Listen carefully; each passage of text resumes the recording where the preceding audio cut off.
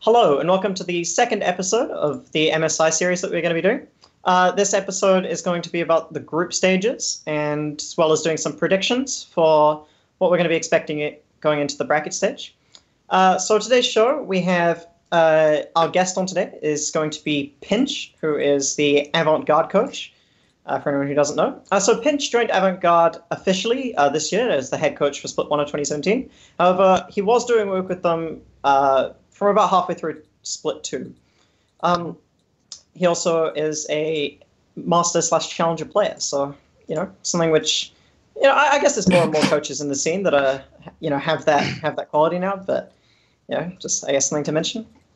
So Thanks we're going to be for doing the. Oh yeah, thank you for coming on the show. Every time, man, every time. So we're going to do the group stages. We're going to start off with. We're going to start at the bottom, so we're going to start off with the Gigabyte Marines, and then we're going to work our way all the way up to the top, and just talk about each individual team, their performance, what we're expecting from them going into the tournament, and perhaps what we expect moving going on. Starting with Gigabyte Marines, and we'll move our way all the way up to the best team in the tournament. I won't spoil who it is, but it is SKT. Surprisingly. Surprisingly, yeah. Does everyone feel like they had that spoiled for them? I'm sorry. So yeah, we'll start off with the Gigabyte Marines. Mm-hmm. So this team finished last place in the tournament, but I honestly felt like it was so exciting to watch them. Like this team was, I watched every single one of their games like live on time. Like I'd loved watching them. So yeah, I guess did you guys feel like the same level of enjoyment from them? Like, do you guys think that like and I guess the bigger question for me is what do you guys think that this means for wildcard teams? Like for Oceania. Yeah, two questions, but start off with that. I guess we'll start off with you, Pinch. Sure. Well, firstly, I think the Gigabyte Marines are really fun to watch because they had really high kill games, and they got a lot of random kills in a lot of games, which weren't necessarily from really intensive macro decisions, more just having good micro.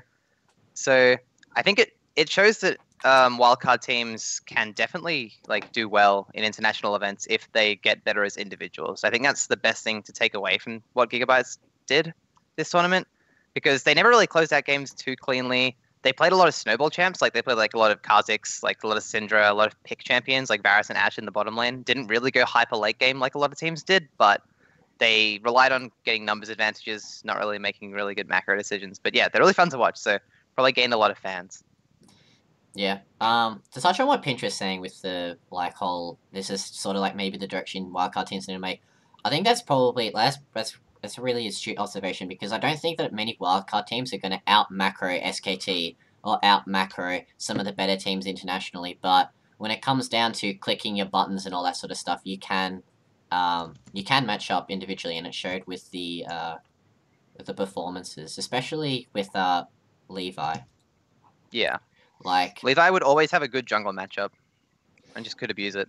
Yeah, he played a lot of Graves, he played a lot of Kha'Zix, and he popped off a lot. And something I liked about Levi was he wasn't afraid to change up his jungle pathing and be a little bit more creative. Some people call it cheese, but a lot of the times with the Graves, he would just level 2 gank with the red buff, and he just kills someone like that. He got lots of kills from SKT doing that, and it seemed a little bit predictable, especially on the Graves, but yeah, definitely from the Gigabyte Marines, Levi was the player to watch.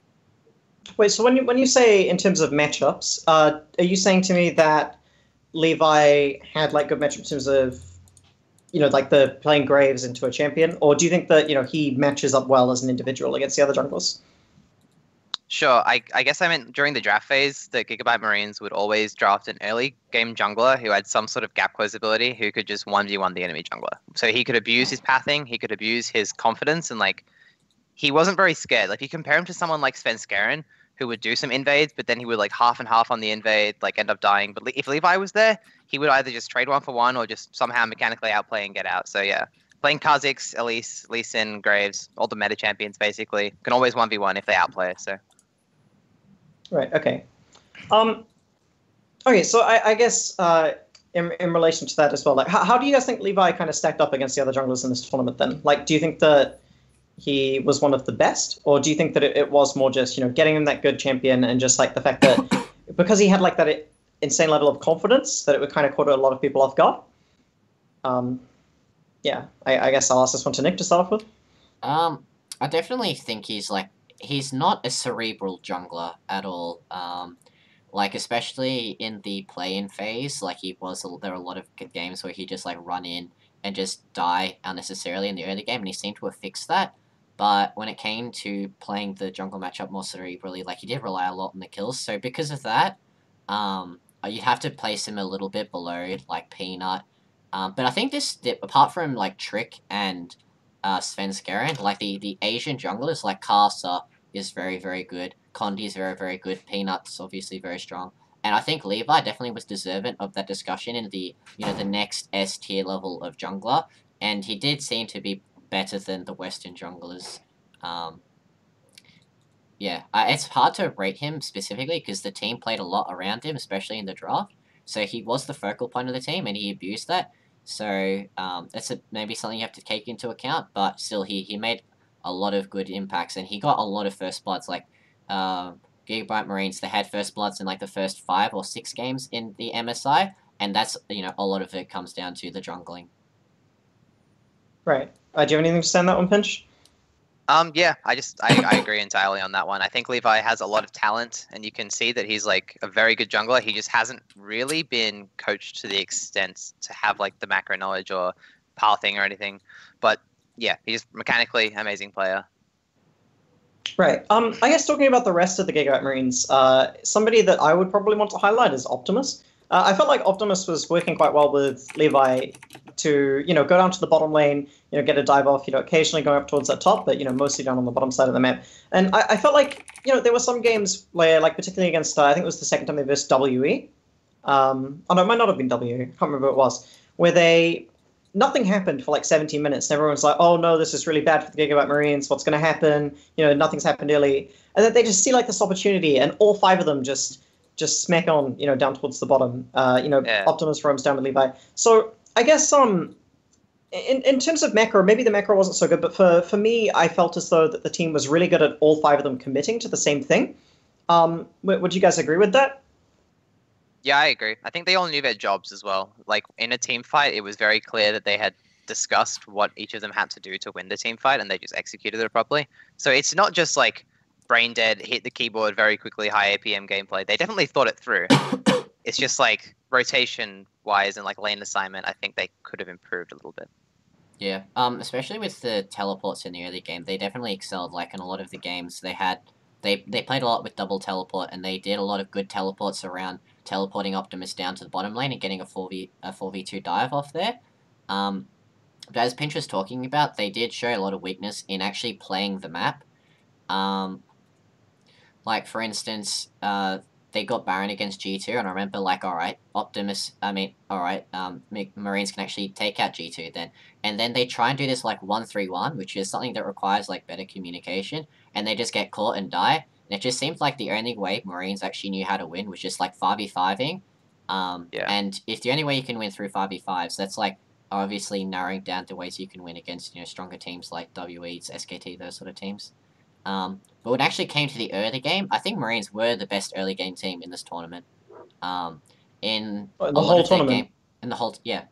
Maybe, like, I think on par probably with WE. WE had some very good early games, but when it came to, like, against SKT, against G2, against TSM, like, the early games were very strong. And I think that comes to with Levi and their ability to use teleports in the game. That's something that was really, really good to see from Marines. They have very good teleports in the early game, creating corrective plays. Yeah, I agree. They were really proactive. I think if you're going to say their early game's good, though, you have to consider their laning. Like, yes, they made a lot of plays on the map in the early game, but I think their bottom lane especially, when they face up against Bang & Wolf, like, their laning mistakes, like, show. Yeah, definitely. Right, okay. So, we've talked about the strengths of this team, committing, knowing their roles, and, Levi getting a lot of things done early with the rest of the team. We talked about the weaknesses, poor map play, poor macro. Do you guys think that they deserve to finish last place in this tournament? Which way should we do it? We'll do Pinch first this time. I mean, I think they looked better than TSM. But right. I think they don't really have, like, their star player didn't really, like, help them close out. It's the issue with other teams, right? They seem to know what they're doing a lot of the time, but then when they get a lead, they don't really have a main direction. So I guess, yes, they deserve to be the bottom of the group, but individually, I think they should be ranked higher, if that makes any sense. Like, as a team, they're weaker, though. Right, okay. Yeah, they definitely weren't like a top 4 team, especially with Flash Wolves like picking up their game towards the end of it. They didn't deserve to be top 4, but against TSM, TSM played like pretty poorly the entire tournament, so you could argue they were 5th, but it wasn't like in other tournaments where it's like, you know, you've got all the major regions, and then, you know, you got down at the bottom like the wildcard teams. Like, it's consistently every single season, in an international event, the wildcard teams just keep doing better and better, to the point now that I think the Marines were right up there as the wildcard region, right up there with the major regions, with TSM, with EU, with NA, those sort of teams. So probably deserving of 6th, especially given the way they played with Leeds, but it wasn't much of a gap between 6th and 5th. Right, okay. Oh, sorry, did you just say TSM was a major region? Oh, I was about to talk about the other wildcard region. I was about to talk about the other wildcard team in this tournament. They were a major region. Were a major region? Oh. Like, I think like 30% of like the viewers are like from the United States, and there's like all these dislikes that are going to come through on this video. Well, they can just look forward to summer when hopefully Doublelift comes back and Bjergsen can take a supportive role again.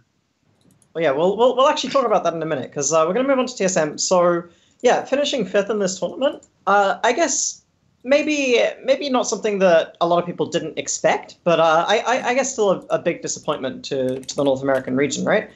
So many imports and stuff coming into that region, TSM managing to win again, and yeah, like it's disappointing to see, you know, a region which has so much pumped into it, you know, consistently send the same team forward and disappoint, and to an extent in international tournaments, right? So I guess the 2 big things that we should start off with talking about in terms of TSM's underperformance, which have been, you know, clearly talked about on like Reddit and, you know, some of the other talk shows, is Svenskeren and Wild Turtle. How do you guys think that these 2 players performed in this tournament? Start with Nick. Alright, so we'll start with Svenskeren, I guess. So it was like, if you watch TSM Legends, and I'm a bit of a TSM fan, so I did. Like, a lot of it in the post games with like Svenskeren would just get a roasting from Reggie to not invade the enemy team jungle. He comes into this international event, he dies a few times to just dying. He invades without lane pressure, he dies. Like against SKT, he did that and he died. And then towards the end of the tournament, he stopped doing that. Like against G2, when they beat G2, like he was just playing that counter ganking game, and he never really entered the enemy team jungle and took a camp. So definitely at the start of the tournament, I felt like Svenskeren was deserving of like a lot of criticism, because he was just dying. Like, he was like 0-0, 0-2, just like because he would just go into the enemy jungle, try and take a camp, and didn't have any awareness of his lane pressure, and just die. But towards the end of the tournament, I did think he played like a lot better, especially when it came to entering the enemy team jungle, and he just like took a step back and just said, alright, I'm not playing too well, like I'm not good enough at the moment to properly counter jungle, so I'm just not. I'm just going to play more defensive counter ganking style, and it worked a lot better for him, and his performances went a lot better.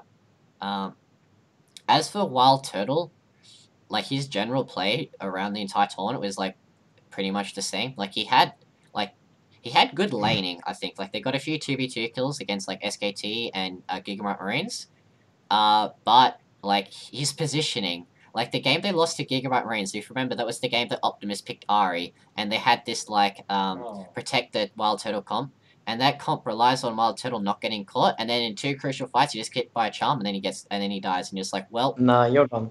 you're done, mate. You back? You're back. You cut out. Oh. Where did I... You cut out when you said Wild Turtle's positioning, and then you cut out. Oh. Yeah. Well, he his positioning around the entire tournament was like pretty suspect, and it was especially like prevalent in the game they played against Gigabyte Marines, where he was picking the Twitch, and then he just like got killed by Optimus on the Ari a few times. But when it came to like TSM, they didn't really play around Turtle, and they didn't play around Svenskeren. Like, they played around the other sides of the map, like the top and mid. So it wasn't really expected for them to do well in MSI, but they did definitely seem to be liabilities in the international stage. All right, on to you, Yeah. Finch.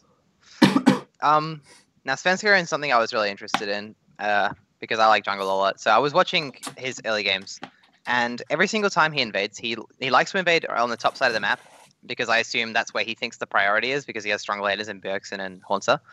But every single time he invades, there was either one of the lanes that just didn't have priority, or he hadn't seen a jungler in the past 30 seconds. Like, I feel like that's such like basic gameplay stuff to like just see if your lane is pushed in, just don't invade anywhere near because the enemy laner can just come faster. I think that's just like so basic, and it's something that someone like Svenska should really just have down pat. But I was trying to figure out if there's any other factors that went into it, but it was so simple. It was just like very silly errors. I don't know. I think he feels very desperate to get a lead for some reason. I don't know why.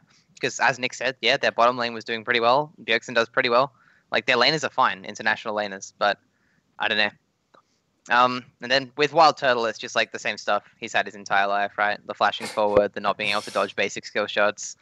I don't know what to say, man. Like, yeah, like how many coaches has he been through right now that have tried to like slam him to him, like, mate, just don't flash forward. But he just consistently does it anyway. Like sometimes it works for him. I think like that's what every time Wild Turtle flashes in on a champion and gets a kill, I get really pissed off because that reinforces the behavior. You know, like he thinks, oh yes, I'm gonna flash in now. I'm gonna get more kills. But like next time he does it and he dies. Like it's such a dice roll, and I feel like it's such a dumb play style to play. Especially in a meta where like Bjergsen wanted to play Lulu mid. You can tell with all of TSM's drafts, they would early pick a Lulu and be ready for the flex, and half the time they would be like, "No, fuck it, Turtle, you can't do it. Like we're just gonna pick Ryze or something." And it's like it limits them so much.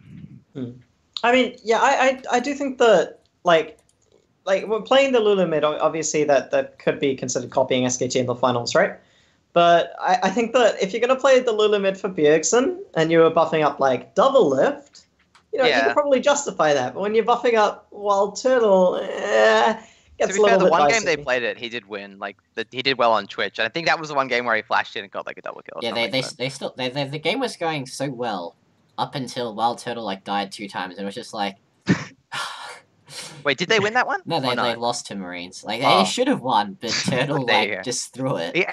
Oh, he ate a charm in bot lane, didn't he? I remember that game. And he ate a charm at Baron as well. Tragic. Yeah. I mean, to be fair, that was like it was pretty cool for but to build a comp like that, your ADC needs to be able to dodge their skill shots, and if your ADC isn't mechanically good enough to dodge those skill shots, you just don't play it. And he wasn't. Like hitting a charm with W move speed is pretty hard. It's just like okay.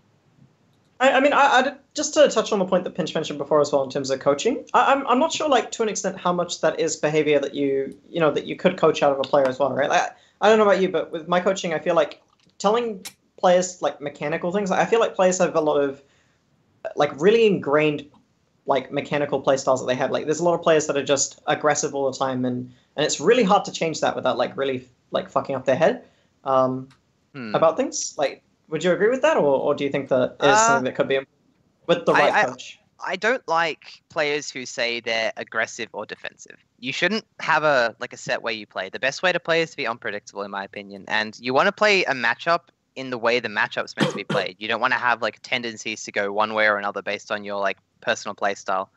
Like, I think if you're a certain player and you're playing like Orianna every game and you're saying, oh, this game I'm going to play defensive, but it turns out like you're playing against a Cassidy in an early game and you need to like poke him out to get some sort of lead, then it's like, oh, you're going to lose the matchup. I think you should just be always willing to just change. I think adaptability is like a huge aspect of why players are good, in my opinion. It's definitely hard to coach out of them.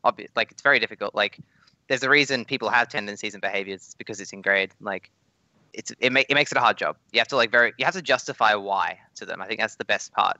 But though the best way to make them change their ways is just say, if you do change your ways, then you'll do well. Right. Okay. Oh, so you do think that it is something that is possible for Wild Turtle then? Okay. Yes, I do. So second to last thing in regards to TSM, I think Nick touched on it before. The strength of Haunter and Bjergsen in those solo lanes. I guess like Haunter, I think had a really strong performance. Do you think that like TSM could have finished in that 4th spot? Do you think that Like, what do you think the reasons, despite having these two very strong solo laners, they weren't able to pull through? Was it just purely the weakness of Wild Turtle and Svenskeren? Who should we start with this time? I guess we'll start with Nick then. All right. So the way that TSM played in NALCS was like they played like a slow-paced game, and they played a lot around Haunter getting priority and using his lane pressure to take towers, dive the enemy top laner, and they did a lot of Svenskeren and Bjergsen roaming top lane to dive the enemy tower, to dive the enemy top laner and take the tower. And the games that TSM looked the best, they were playing that style. Like, if you think about the game they beat WE, like, Haunter was playing the cannon, they got the priority, and they made 957 go, like, 0-6 on Jace. And then, for some, like, ungodly reason, like, they didn't, I don't know why, but they just, like, if your team is the best at one style, you just keep playing it until other people, adapt around it, and TSM, like, they picked Shen when they could have picked a carry top laner a lot of the time. Like they could pick Kled, they could pick Renekton, they could pick Kennen. There are a lot of carry top laners you can play at the moment, and for whatever reason, they just kept playing Shen and playing around Svenskeren and playing around Wild Turtle instead of just giving him the priority matchup. And like if you're on Reddit and whatever, like a lot of people were giving Path like a lot of criticism for picking compositions that didn't suit player strengths, and I 100% agree. Like, against Gigabyte Marines, the game they lost, like the game we were talking about, they picked Nautilus, Graves, Lulu, Twitch, Nami. Okay, who are the best players on TSM? It's Haunter and Bjergsen. What champions are they playing? Nautilus and Lulu. How are they meant to carry that game? Like, they're playing Nautilus and Lulu. Like, you're relying on the Svenskeren and Wild Turtle to carry, and you just showed that your team is not revolved around those two players. So why are you picking that comp? Like, they went like They went 3-2 with Haunter on a carry top laner, and they went 1-4 with Haunter on a tank. The game they won was just because Bjergsen went insane on Ahri. Like, I think they should have actually just, like, said, no matter what, we're playing a carry top laner, and, alright, we're just gonna do that and see how their teams adapt to it. Because, I mean, a lot of the times we're just picking Shen or Galio for, like, no reason, when they could have just picked, like, Renekton, Kled, Kennen, stuff like that. So, I think that was, like, the main reason why TSM, like, they just had the most god-awful drafts for their teams. Like, those drafts aren't necessarily bad for another team, but for TSM specifically, it's just, like, really bad drafting. Oh, Pinch, would you agree with that? I guess particularly on the drafting point. Sure, in with the point about the top lane, yes, but in Path's defense, picking Shen and picking Galio can be used to buff up assassins in mid lane, which is something that TSM would have done very well if they had the opportunity. You said the game where Ahri carried, that was partially due to them having a Shen, right? Yeah. So, I mean, I think Haunter's best two champions in the tournament were Renekton and Shen. I would say Shen just because, like, TSM work really well with globals. Like, they've shown it with Rise, they've used to show it with TF, like, way back in the day. They work well with Shen, in my opinion. But definitely Haunter on Renekton was a force, and he looked very good on it. I don't think he looked very good on other champions, though. I think his Kennen was, like, questionable. Gragas was, like, I don't know. Renekton, he was good. Everything else, it was kind of, like, shaky. I also, like, when it came to, like, the NALCS, I think they did play a lot better with that style. And as a TSM fan, like, I just got, like, frustrated because I wanted TSM to do well, and just seeing them pick compositions that, in my opinion, don't suit their team, like, it just makes me frustrated. Like, for instance, I'm from Scott, watching TSM drop 2 games in the group stages, perhaps even to a Lucian mid, so we can get back to that, and Scott can put on his SKT fanboy and have a little rant. You know, I didn't even know you were a TSM fan, dude. I'm really sorry to hear that. All right, so I guess just don't watch the Worlds tournaments. Just watching it, like, just live in that paradise, you know? Yeah. Like, if you never step out of it, how do you know that TSM is shit at the world, you know? If you just only watch NALCS. All right, so we'll move on to the next team up. So we've got Flash Wolves. So I was really shocked with this team finishing in 4th place. Partly because G2 and TSM both played like shit in this tournament, but also partly because, you know, a lot of people were expecting this team, including me, to finish 2nd place in the tournament, right? I mean, they played so well against Supermassive, and Supermassive weren't the best team, but it's like, damn, you just, like, destroyed that team.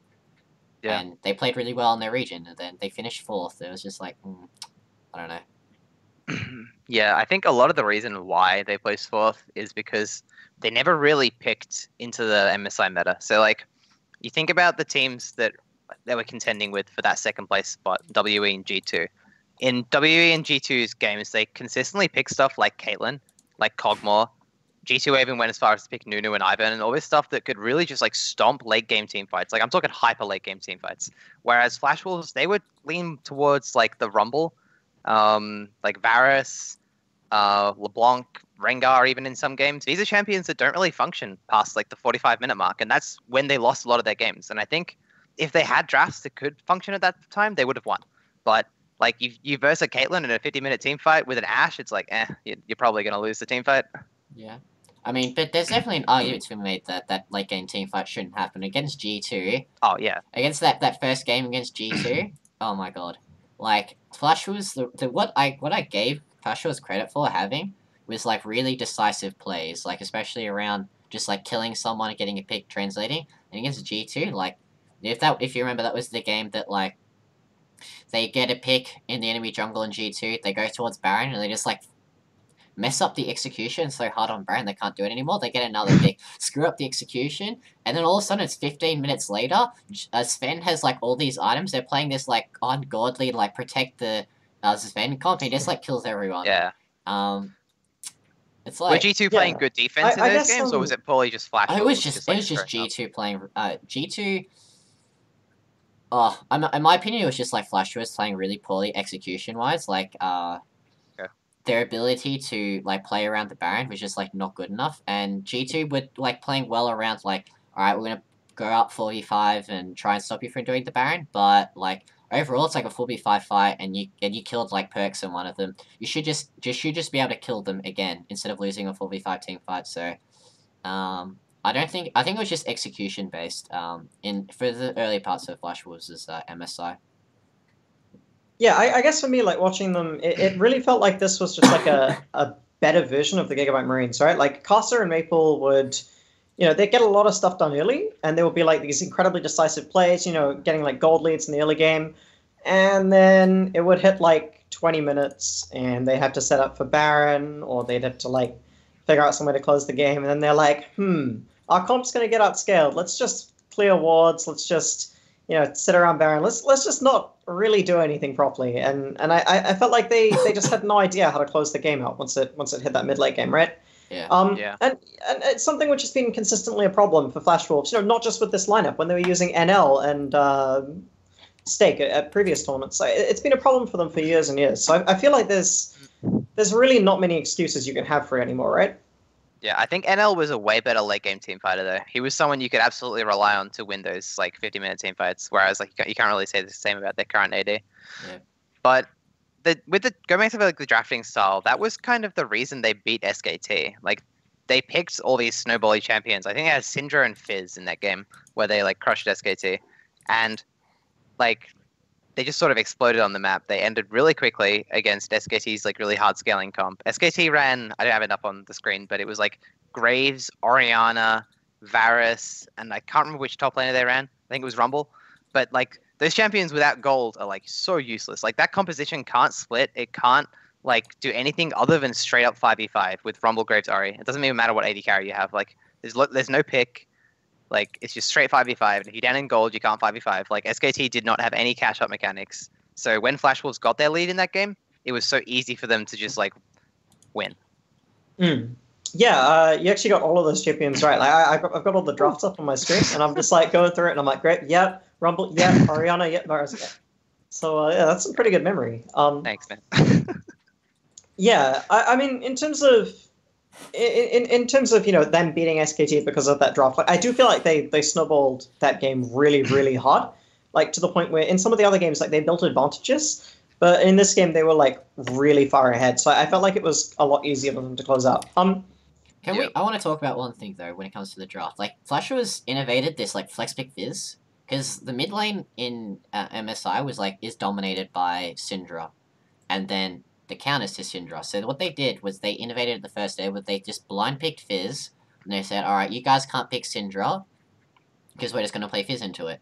And then they picked that, and then SKT was just like, oh, like, whatever, you're just going to pick, you're just not going to pick Syndra or whatever. And they picked the Syndra, they picked Fizz, they picked really strong solo laners, and then SKT were like sort of forced into the Orianna mid, which is like a pretty poor matchup into the Syndra.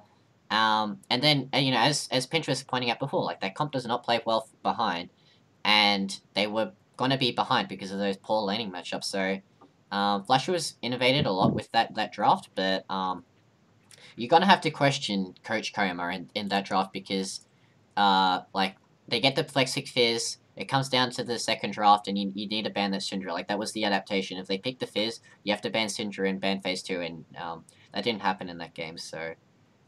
Yeah. I have a question. Did Ari get banned in that series? In that game? I can just double-check for you. No flash rules. No, Ari was not banned in that series.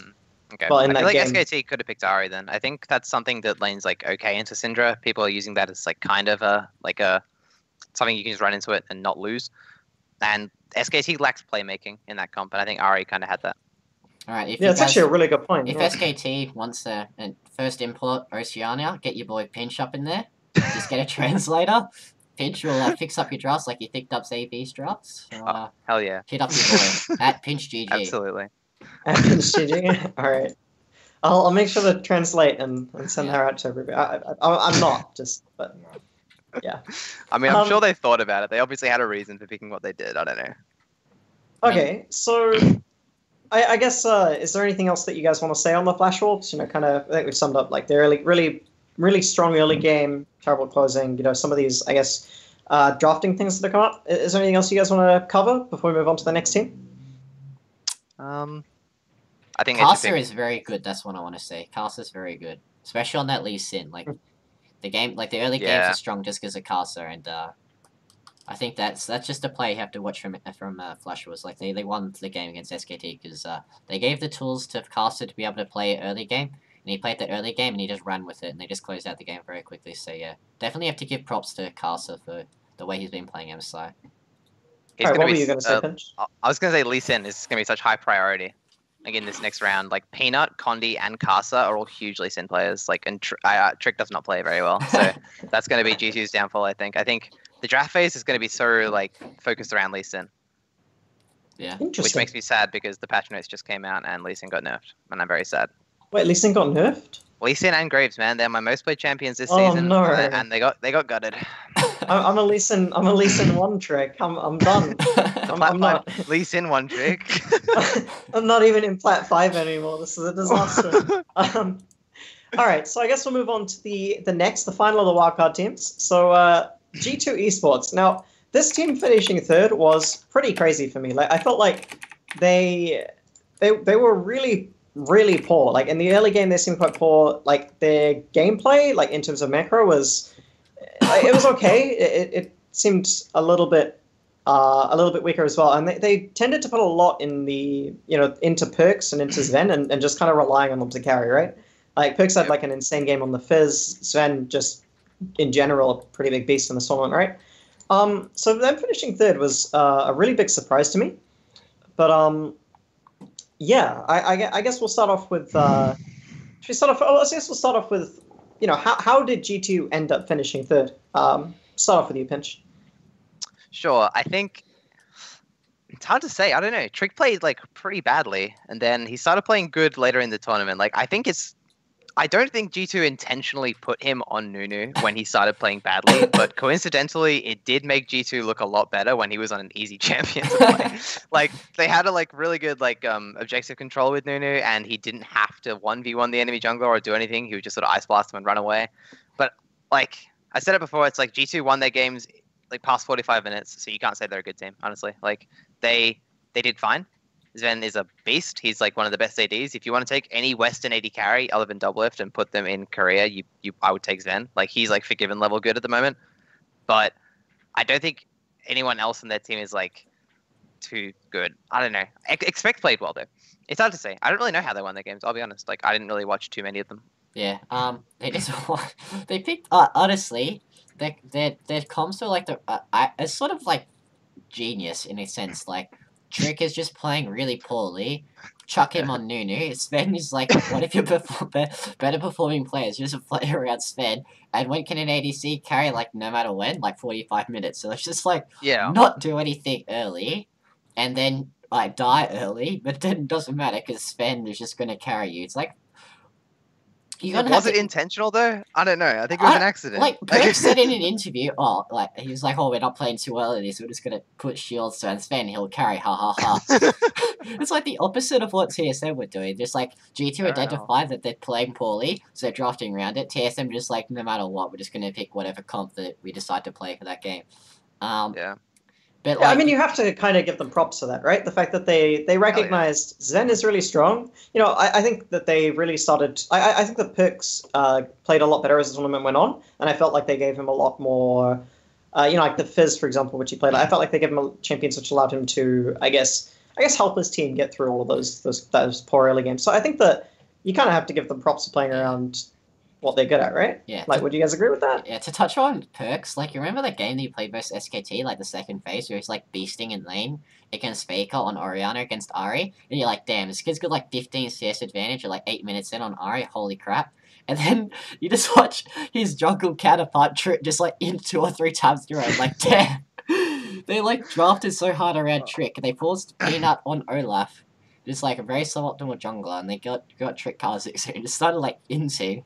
Just, like, it just showed the way that, like, the skill levels in G2 was just, like, Sven's, like, right up here, Perks is, like, here, then, like, right down at, like, my feet is, like, Trick with his, like, Nunu inting early game. Just, like, God, what is this guy doing? It's just, like, Sven's scaring issues on steroids when it came to just, like, randomly dying. Just, like, for no reason, you just, like, die. It was so odd. It was really weird to watch. It was so sad as well. Like, you watch Perks like playing Ori, duking every single one of Faker's skill shots, and then this like 3-0 Olaf just fucking auto attacks him down. It's like, what do you do? Okay, so I guess a question that I have for you guys is, you know, you mentioned like, you know, Trick being Svenskeren on steroids with his issues, and you mentioned like G2 winning all the games for 45 minutes. This team finished third in this tournament, right? And you know, if the jungler was a lot worse than TSM's jungler, you know, I don't want to start like an NA versus EU battle, but you know, how is this team able to do so much better than TSM? Is it just on the fact that they're playing around their carries, or? I mean, the way G2 were playing was like objectively bad, right? Like the best way to play League of Legends is not to just like play for 50-minute games, rely on the enemy team being bad, but like.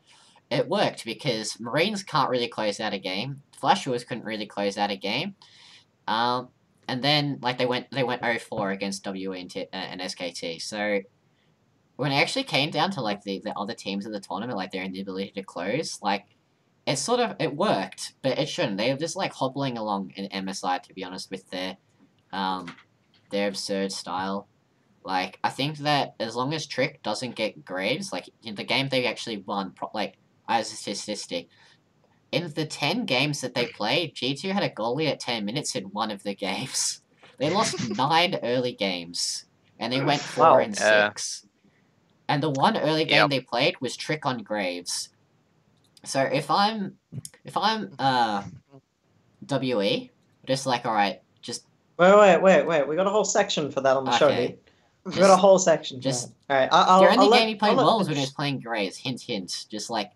if Graves and Ivan are not available, he's going to play Nunu. And Nunu is objectively bad right now. Like, he cannot clear the jungle at all because everything is in the little things, and he consumes like 8-second cooldown.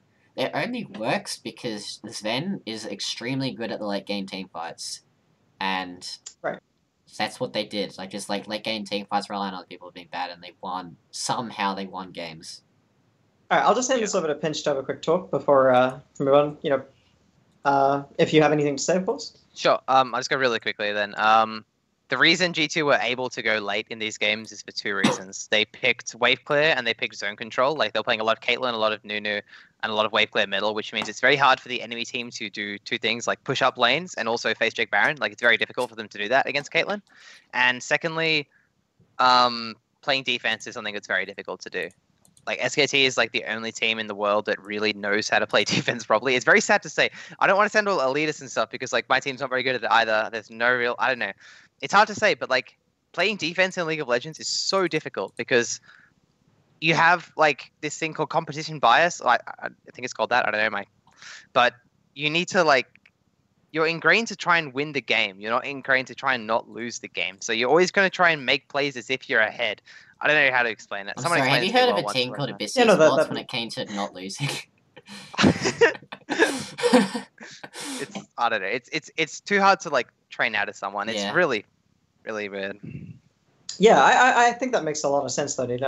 Like, yeah, like it is incredibly hard to just say to yourselves, we're not going to look for something right now. We're going to just chill. We're gonna wait for the enemy to come onto us and counter engage them. Let them make a mistake, or just slowly like lose objectives and just scale it. Yeah. Okay, so I guess we'll move on to the next team in the tournament. So Team WE. So this team finished 7-3, which meant that they only had one more loss and one less win than SKT. And they actually do end up beating SKT in the second round of the tournament. Like I predicted WE to finish third in this tournament, but I was somewhat, I guess, somewhat surprised with them. I think they went like 5-0 in the second half of the tournament, right? Yep. So I guess did this team improve a lot as the tournament went on? Like, did you guys? Was this a big surprise to you guys as well? How well they did? Yeah, I definitely. I guess what when you thought about like WE, like I don't watch China. I watch the finals, and like I check some of their stats. So like I'm not gonna pretend I'm expert on China, but I checked through their game times, and like everyone was telling me they're a late game team. They're a late game team. I was watching the broadcast. They're a late game team, and I was checking like their games, and they had like a lot of games at 30 minutes, and they were winning them. So I was like, they're not an early game. They're not a late game team. They're just a team. Like they win games sometimes, they win games at other times, and that showed. Like WE, they had like a lot of good early games, and they had some bad early games, but they still came back and won. And that like extra dimension to their play that they could play from behind, and also play from ahead. So like G2 can play from behind, but they can't play from ahead because they don't get ahead.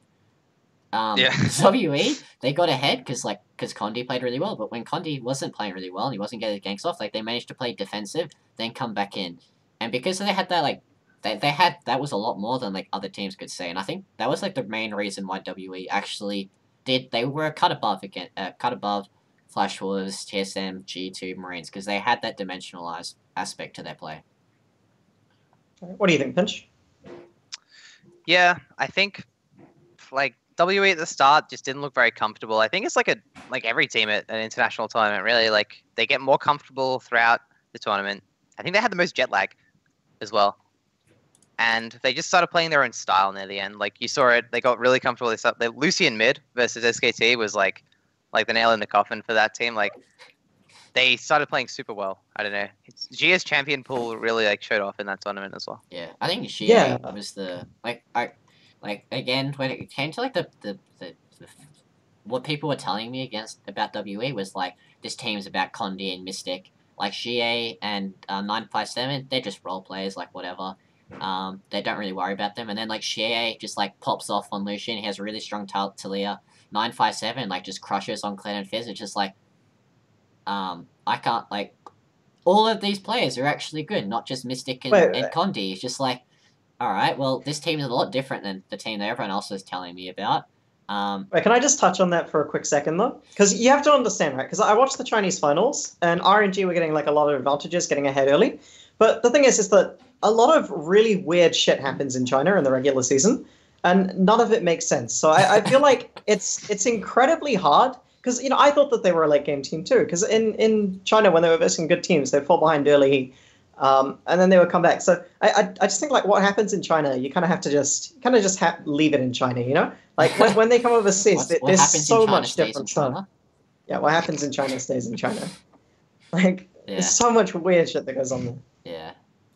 Yeah. But like I think that the main thing about W that it was good to see was like they could play from behind. Like against TSM, they fell behind, and then they just came back with a good play. Against Flashwoods, they fell behind, and they just managed to outscale. Like, do you know that the game they played Kled and Fizz? They fell behind a little bit, and they just had, like, fantastic team fight engages. Like, fantastic. Yeah. And they just crushed. It's also very easy to engage with champions.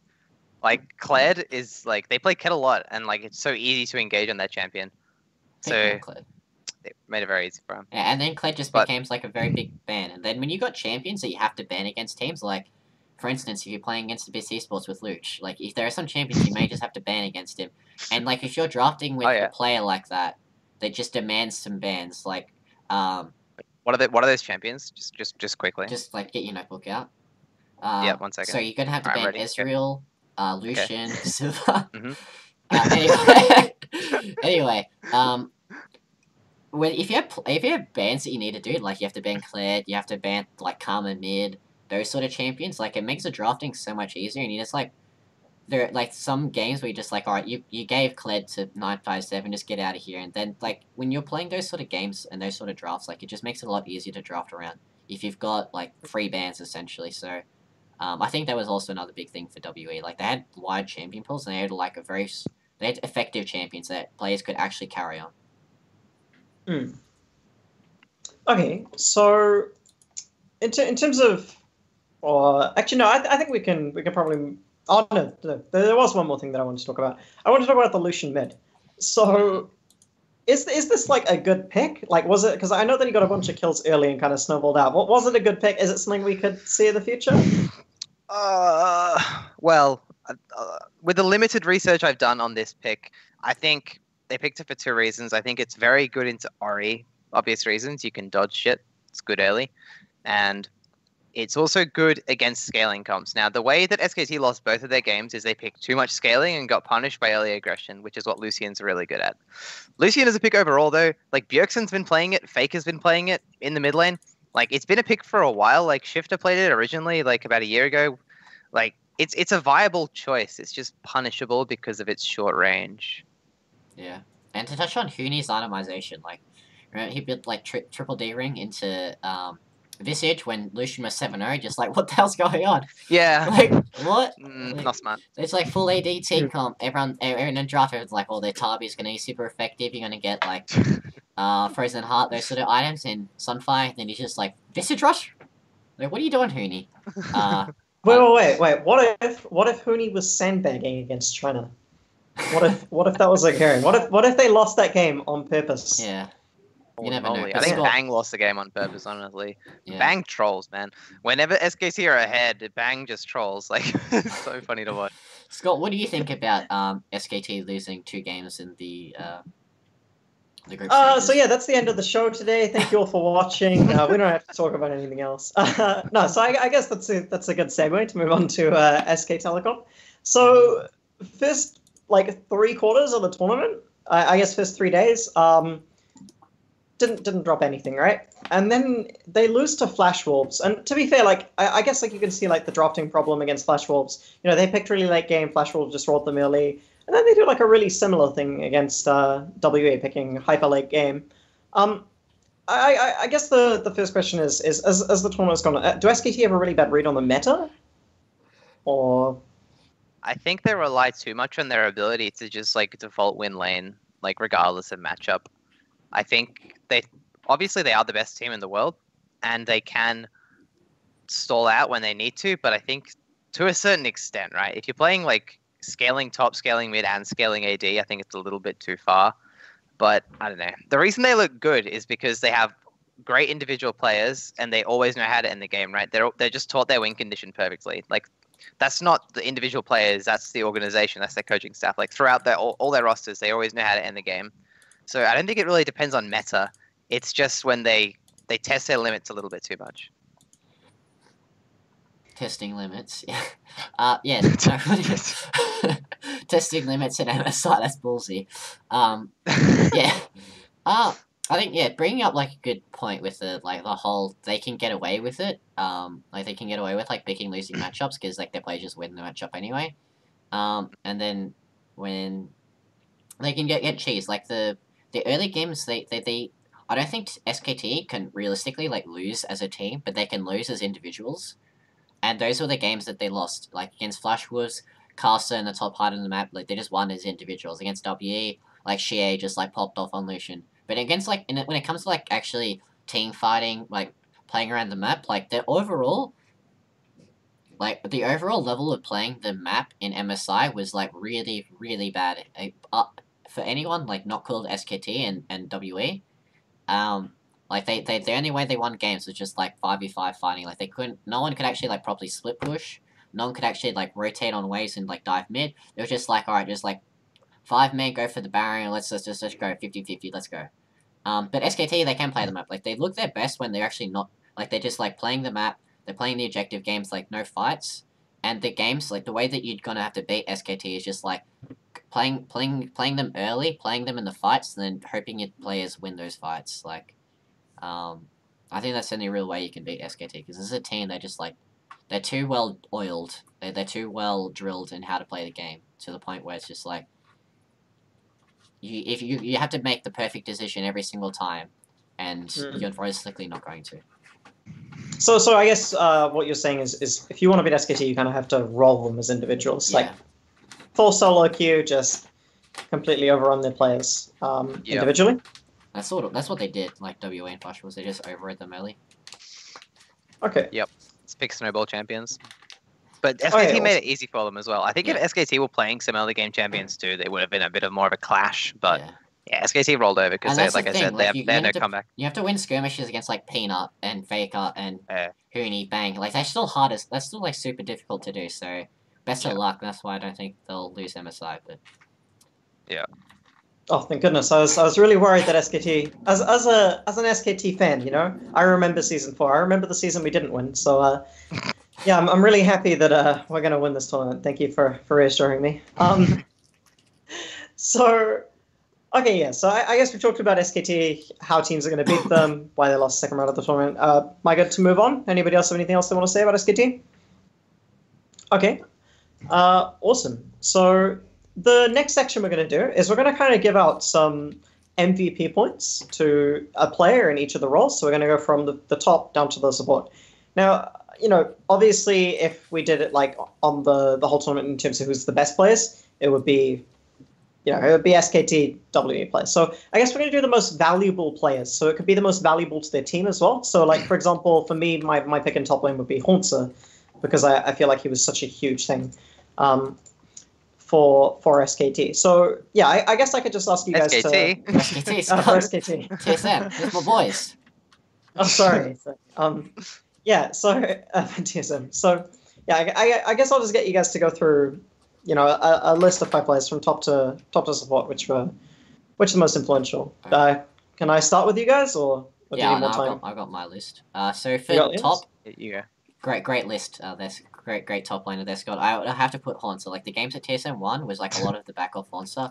Like especially that game that just like crushed WE, which is like him playing Kennen really well. And the way that TSM plays around top laner when Haunter gets that advantage is like it's night and day difference. So that's why you have to put Haunter as like your most valuable player.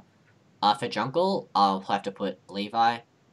Like, I'm thinking it more like if you replace this player, like, how much will this team suffer? So if you replace Levi with pretty much anyone in the world, like, Marines just goes, like, fulls off really hard. Like, no one other than, like, Levi I really think can play those early games as well as he can, and his mechanics are so unbelievably strong.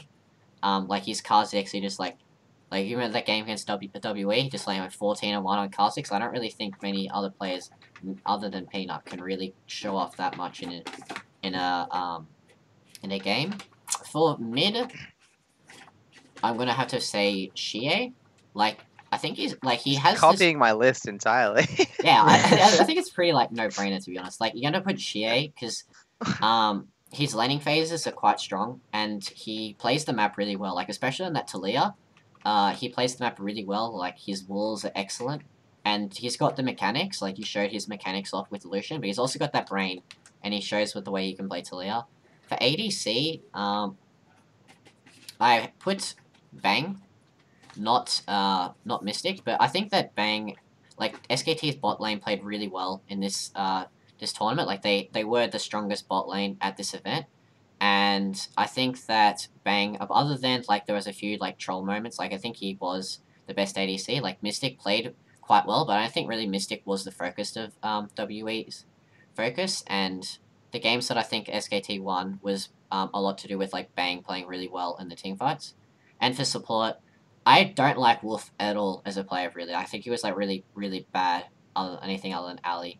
But his mechanics in this event was like really strong. Like if you watch the Lulu, like he cancels the taunt with his ult. And those like little mechanical things show a lot about a support player. And like his vision control. Like SKT is the best vision and that's like a lot of the support jobs. So I have to put Wolf as the most valuable player for support.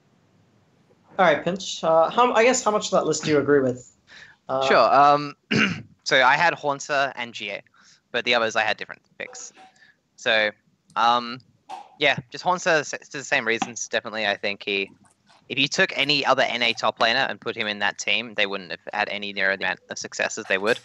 I'll go to jungle next. So I did Peanut over Levi just because it's for the same reason, right? I think Peanut was oftentimes the reason that they won their games, and also he just like snowballed super hard, and his champion pool. So I mentioned before Lee Sin was like really big. I think Peanut's the best Lee Sin in the world. I think he looked amazing, and I think that it showed when SKT like beat Gigabyte Marines. I think Peanut is a better jungler than Levi. I don't necessarily know if he's better in the early game, but Peanut is like, I think his mechanics are cleaner, like not better in the 1v1, but he knows how to engage properly, and he knows how to secure properly as well.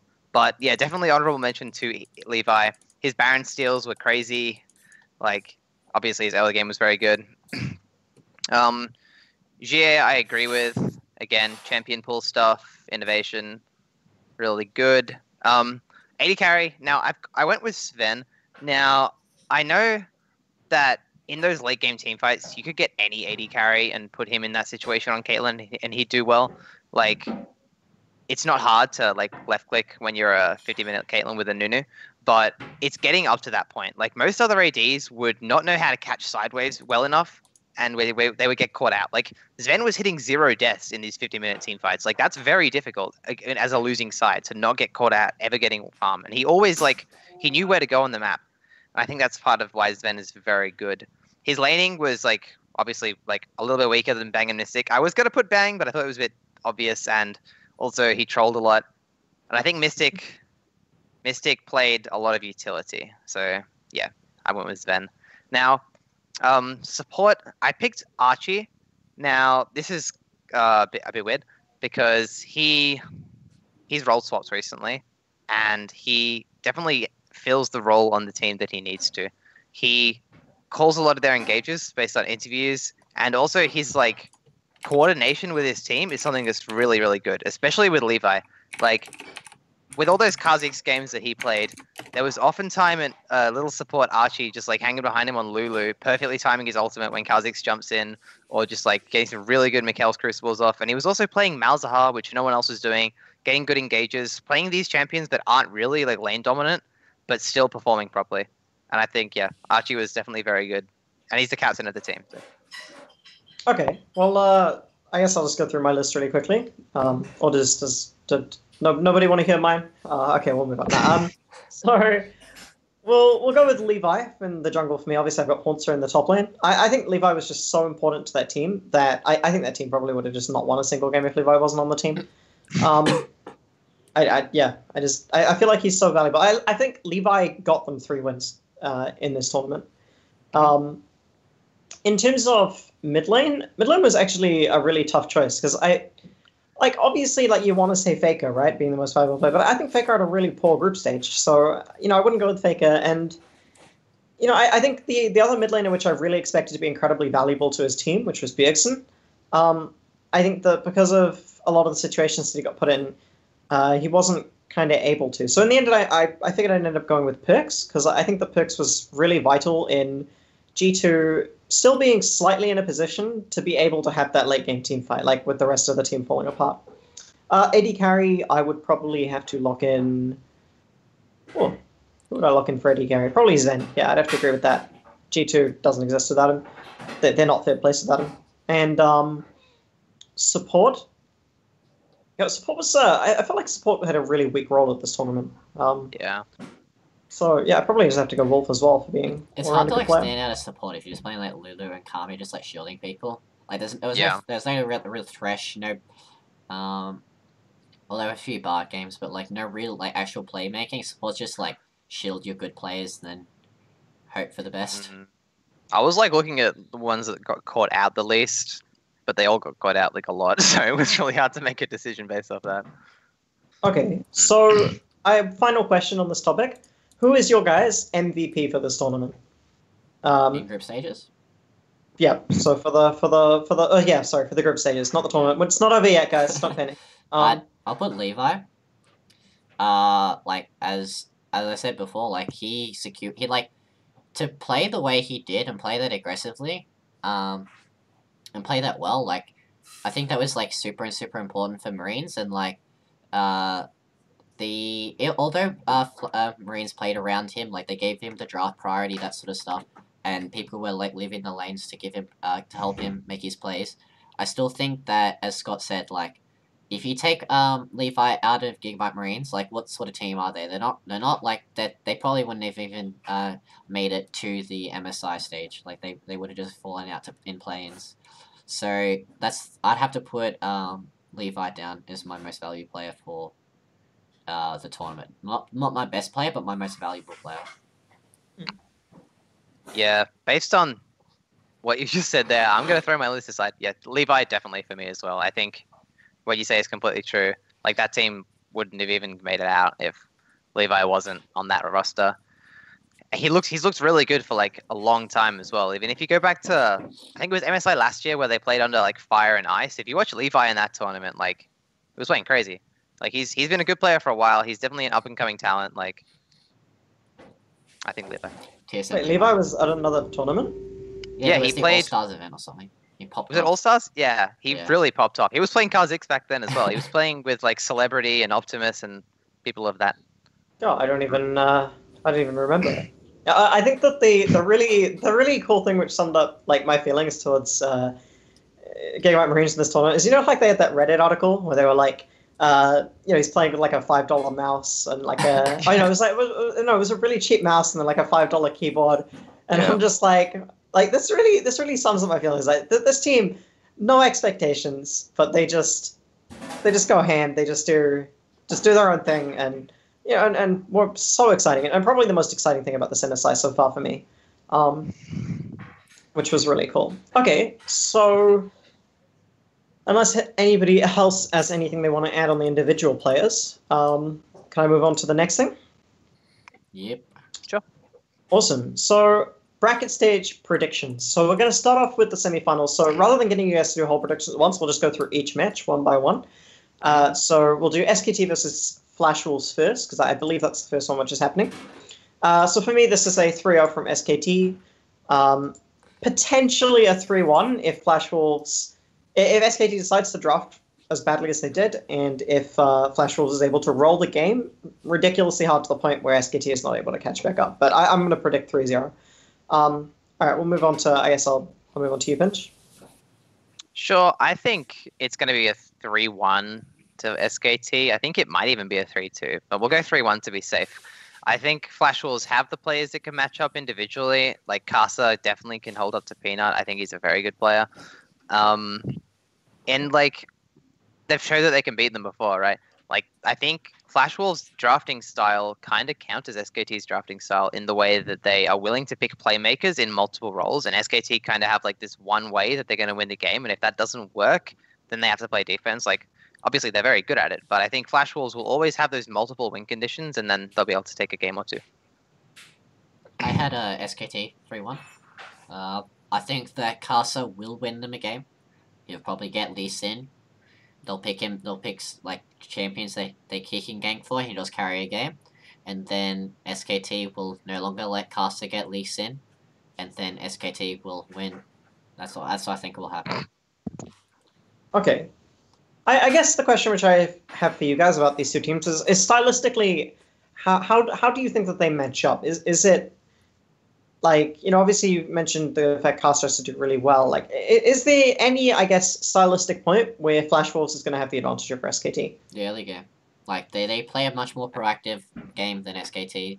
Like, SKT, they play, like, the ideal game for SKT is just, like, a transport straight to mid-game, and the gold is even. That's, like, SKT's, like, bread and butter. But if that happens to Flash Wolves, like, you just say mid-game even, they're like, what?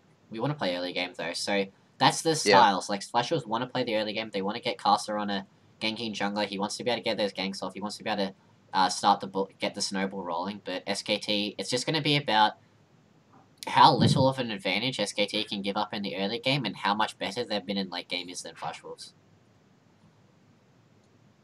Yep, I agree. I think that SKT are like the best team in the world at winning without gold, and I think every other team needs gold, so they'll win. Okay. In terms of Nick's mentioned Casa before as the player to look out for on Flash Rules, I'd obviously argue Maple as well. I think if Maple pops off and does really well, then that could be a route for them to victory. Who are the players that we need to watch out for in SKT in this series that'll, perhaps need to do well against their counterparts, or just perhaps need to do well in general in order for this team to win? So Casa is obviously the one for Flash Wolves, so the one who can shut him down is Peanut, right? So Peanut has been having a pretty decent tournament so far. I think he's probably still the best jungler in the world, so I think Peanut definitely will have a big part to play in SKT's victory. Also, I would like to see Playoffs Faker just like explode and become a really big force again, take over the game. Yeah, that duo. Yeah, I think for SKT, it's gonna be like a game if SKT wants to play like when SKT played versus Flash Wolves. Even in the game they lost, like Bang and Wolf had like some 60, 70 CS advantage at 20 minutes against Flash Wolves, and like a 2v2 kill. And then like Huni, I think is just the better player than MMD, especially when MMD is not on that fizz. So it's just going to be a game of like how little SKT give up in the early game when it comes to mid and jungle. And I still like SKT's mid and jungle is Peanut and Faker. Like that's a tough ask for Caster and Maple, but that's the way that Flash was playing. That's the way I think they'll. I think that Caster and Maple will be able to build enough an advantage on that 2v2 to take the game, but not the series. Like the side lanes on SKT are so much better than Flash Wolves, and they play the mid and late game so much better than Flash Wolves. I just don't see them taking more than one game. Right. Okay. So, yeah, you guys outlined that. Yeah, I think in particular, a really good point which you mentioned there is like Huni versus MMD, and then like Betty versus Bang. I think Sword Art's pretty good support, but particularly like looking at that Betty versus Bang, like those matchups sound really iffy. Like just saying that out loud, right? Like, it's like Betty versus Bang. Like, doesn't that just scream to you like, oh, dude, that guy's fucked. He's done. He's done. And he was when they played against him. Like he just got destroyed. So yeah. And it was like Ash versus Varus or something. Like it's not like a matchup that has much in it. It's just like both playing utility, and Bang just like took it to him, and then Betty looked like a rookie player, which he is. Alrighty, so next one we've got up is World Elite versus G2. So, yeah, I guess my prediction for this series is... I actually haven't thought about this one. I can think about this one for you, Scott. I can think about this one. I think it's probably going to be a 3-1 to World Elite. I think that there is going to be a game where something goes like slightly wrong for World Elite in the early game, or Zed just manages to just pick up a shitload of farm, and it gets to 45 minutes and they can win something. Or Perks really pops off in the early game to delay the crumbling of G2. I think that's going to happen at least once. So I don't think Trick can do it, man. I think Trick is just going to falter. Get that early off. Yeah, literally. I don't know, man. You go first, Nick. I think it's at Alpha WE 3-0. Like SK WE 2-0 G2 in the group stage, and that's because WE can actually close out a game. Like it's not like G2 versus Flash Wolves or TSM or whatever. Like they can actually close out a game, and they did it twice against them. Like Trick just like entered on whatever champion he's gonna play. If he doesn't get Graves or Ivern, he will just like have 0 game impact. I guarantee, like that's what he's shown that in MSI. He's gonna 0 game impact, and I think WE is just gonna like put on that camp down in the bottom lane. Like she is just gonna pick Talia. They might even pick like they might even pick like a Thresh or a Bard bot lane, just like to make sure that or Malzahar to make sure that Sven just like does not get any room to carry at all. Because I mean, if you're thinking about an early game, Sven is 0-3. Perks is probably just like farming, like maybe he's got 10 CS advantage in the mid lane, but I don't think that will happen against GA. And then you're like, alright, Trick, alright, expect to carry it for us. And then you're like, no, they can't do it. Like, I think that WE, like they showed in the group stages that they stylistically match up very well against G2. And they can close out a game. G2 relies on like the game going to late game. And I think they'll just like kill Sven a lot in this series.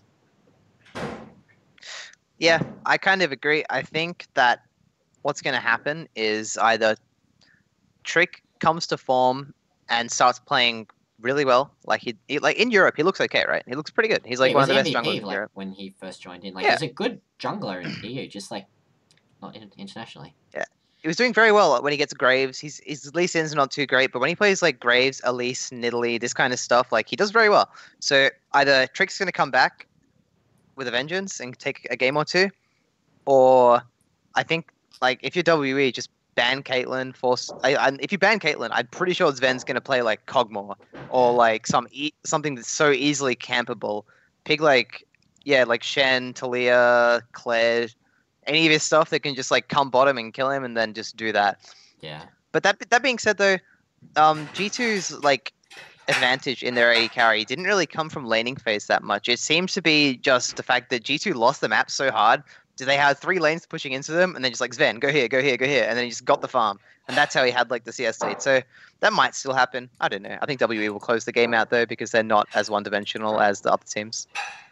Okay, so I have a question specifically for you, Pinch, because you said to us at the beginning of this that you really like looking at junglers. And you said it's a really interesting role to look at, right? And you've talked a lot about like these jungle matchups, like Peanut versus Casa. Like, do you think that jungle is a really important role in the meta right now? Like, do you think that jungle in general is just an important way to win the game, or is that just something you're quite excited about for the matchups? I'm personally biased towards junglers because I play jungle. I like jungle a lot. I think it's the most cerebral role. It's very fun. But I think it's also very important in competitive. Like, it's in a different way though. Like, there's not much XP in the jungle at the moment. They took a lot of the XP away from the jungle camps, so you can't play farm jungles anymore. So everyone's playing these early ganking junglers, and it's up to them to like influence the map, right? If you think of each champion as having some sort of like inherent advantage in its kit, like at a certain point in the game it's going to do something, at a certain point in the game it's going to be unable to do something. Junglers are the outside factor that can influence that. So they're always going to have like a big place on the Rift. But that being said as well, like it also is because in this tournament the junglers are the stars, right? There's your Levi, there's Casa, Condi, Peanut, like everyone but Trick, right? Like every team has a superstar jungler, so it makes the role really interesting to watch and also like game defining how well they play. All right. Nick, would you agree with that? Yeah, this won't be a superstar matchup in the jungle though. Trick, like he's No. if he picks Nunu and you're a G2 fan, just like click close the stream because I can't believe he picked Nunu. It's so funny. I can't believe it, man. he might. I think what the I think that it was. I think hopefully WE just like ban Caitlyn and they just camp bottom lane because that's what you should do, and that'd be good League of Legends. If they 3-0 G2, that means the finals will be interesting. I reckon. I agree. Wait, did you I want to see Sven on hear Cog. Sven on Cog? I was just gonna say like I want to see Sven on Cog and I want to see him get crushed on Cogma. Oh, you want to see me? Oh, that's dark. I was like, I like G2. I want to see WE do well, but I really like G2. I think I've been a Trick fan for a while. He's just letting me down at the moment, so. I was just like, oh, you're really excited to see that Cogma. Oh, do you really like Cogma as a champion? Like, I like watching Cogma late game, and then you're like, yeah, I want to see that dude get crushed. Yeah, I want to see him get picket and just get dumpstered in lane. I want to see like a fucking Jarvan support or something. Just crush. So I think we might need to give this the show an R rating. It's dark. I was going to say that one of the big reasons I think G2 is going to lose this game is because they've made it to semi-finals now of this international tournament, and NA hasn't, which means like EU has ticked off that box, which means they can go home. Like they are already able to go on vacation. They're done. They're just like, we can throw that in NA's face. Like we don't have to win anything from here. So I think it's going to be a pretty one-sided series. Okay, so moving on to the finals. I think what we'll probably do is we'll just do it based on the expectations. Or do you guys want to talk about like a lot of the potential matchups that we have in finals? Expectations, Expectations? It's going to do SKT WE. Yeah. I wouldn't mind bringing in a little bit of Flash Wolves, possibly. Or should we just do SKT versus WA? I mean, if you could bear the thought of SKT losing, sure. Oh, okay. Yeah, we'll just do SKT versus WA. So it would be Flash Wolves WE. That's like. All right. Okay. Flash Wolves WE would have been a good semi-final, in my opinion. Yeah. Yeah. Too bad G2 managed to finish third. Okay, so SKT versus WE. How did these teams match up stylistically? 1-1 in the tournament, but obviously there was kind of a few shenanigans that went on in that second game, which SKT lost. How does this team stylistically match up? Who are the players which need to excel on each of the teams in order to win this game? We'll start with you, Pinch. Okay, to start off with, I think Faker needs to be unlocked. He needs to play more of the champions that he's famous for, that he can make plays on. I want a Syndra, Ari, maybe even something like Zed, just close out games early. I want Faker to not be stuck in lane farming. And if he's going to be stuck in lane farming, I want them to build the comp around it and have some sort of other pressure around the map early, which is what Peanut's probably going to do, right? If Faker is going to play the Orianna, the Lulu, the Karma, anything like that, then I want Bang on something like Twitch or anything else like a hyper carry, and I want Peanut to be playing an early game jungler. But I really do think SKT look their best when Faker's playing a roaming champion or something that can at least help make picks with Peanut. Nick? For the WE side of things, I think that it's going to be based around Condi, I reckon. If the way that SKT is lost is through the early game, and the early game is influenced by a jungler. So if Condi, it's going to be up to Condi to be able to win this series for WE. If he can get onto an Elise, Lee Sin, Graves, whatever, and he gets that early game ganks off, WE can actually close out games. So I think it's going to be on Condi to be able to win this, because when you go down the lineup, SKT is just going to slide. I think that in all the roles, that SKT is going to slightly edge out WE, but it's going to be really based on that jungle explosiveness. I think WE has the better early game than SKT, because they'll play towards the early game. But SKT in that mid to late game is just going to that's where they'll want to play around against. That's how SKT always plays. So they're just going to play that same style against WE. So to be able to stop them from playing that a mid to late game style, it's going to be on Condi, it's going to be on Xie, and the roaming based players of WE to be able to open up the map in the early game and get WE a buffer in the mid to late game, so they can start to win some team fights, that sort of stuff. Yeah, I mean, that's the really exciting thing about SKT as a team, right? And about Faker as a player, is that against normally you have a matchup with these two good mid laners, maybe Xie versus Bjergsen, and you think to yourself, oh, this is just going to be, two strong players going against each other. But Faker has that potential to take another really good player and absolutely destroy him. And sometimes it'll happen. And I think that's what's really exciting about Faker for me, is that we could see Faker go huge against Xie, which could really tilt this series against WE. I know everyone else is probably watching this wait, you mean when you don't want to see SKT lose? No, it's very exciting when they win. Yeah, in terms of the player on WE, I'm actually going to point out Mystic. I think that even though he has been playing a lot of utility, I think that Bang has been the best performing player on SKT at the moment, and very consistently outside of some trolling, which means that I think that if WE wants to do well, he needs to hold up against Bang, and he needs to be able to do a lot of what he did in the last time they versed, where he's getting a lot done for his team on that utility. So that's the player that I'm gonna mention there. By the way, did I do predictions here? I feel like I missed predictions on this one. It's 3-0 for me, by the way, for SKT. 3-0 SKT over WE. Yeah. Jesus, I think it's 3-2. I think it'll be close. It's 3-2. Yeah, I think that. I think that WE are actually enough of a team to be able to actually have a close series against SKT, and they're good enough individually to be able to make those advantages out in the in the early game. The first game they played against SKT, they were winning early. There was a game that Condi picked Rengar, and they were 2-3k gold up at 10-20 minutes in. Peanut was playing Ivern, and he stole the Baron, and he's alright, SKT won. But if Condi smoked that Baron, there would have been 2-0 WE's favour. So I was watching the games, and I think that WE are actually a very strong team. They can play both styles. They have good champion pools. They have good players. I think it will be 3-2. It's not as one-sided of a thing of Flash Wolves versus SKT, which is Caster's just gonna have to pop off no matter what. There's no other win condition for WE. We have a breadth of win conditions. 957 may be able to get Kled, and then Hooney's a little bit of a cocky player, so you may just roll over Hooney.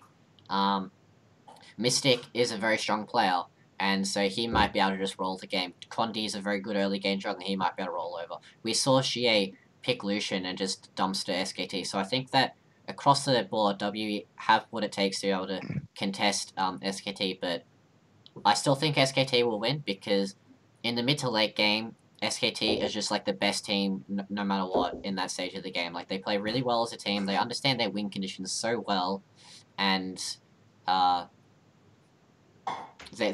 think that it will go to the mid to late game and they'll just be able to beat Flash or WE convincingly, but I think that there will be games where like 957 pops off, Condi pops off, Xie pops off. Like there are enough threats on WE that there are players that will pop off in the series. Yeah. Okay. Punch, what about you? What's your prediction? I think it's going to go to 5 games.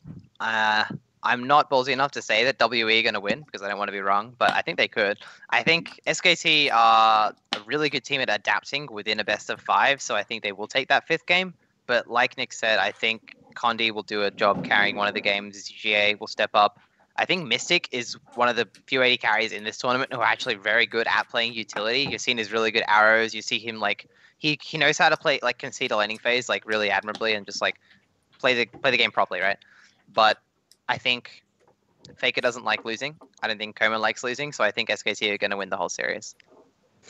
So hang on, let me get this straight. SKT doesn't like losing, so they're not going to lose. I really like that. Like anything which results in my favorite team winning, you know. But Sure.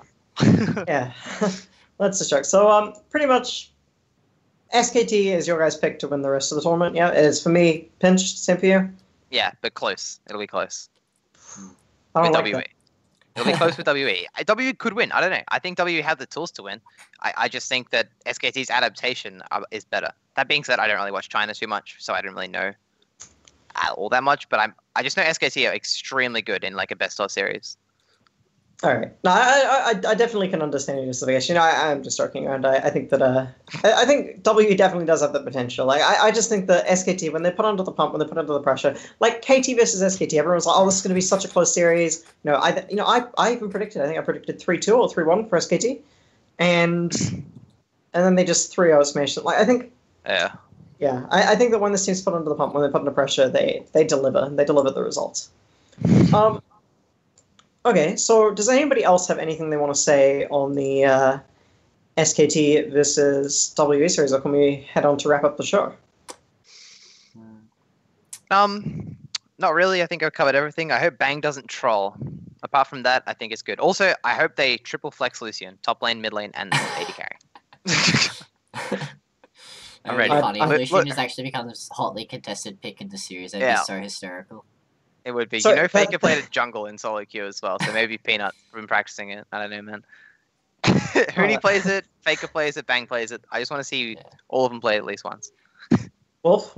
Now, you see, the thing is that probably is a way that WA wins. Is if SKT is so afraid of the Lucian, they first pick it, triple flex it, and it ends up top lane. I see that being a potential way. Huni does play it. He plays it a lot in solo queue. Yeah, he played it in NA, but it's.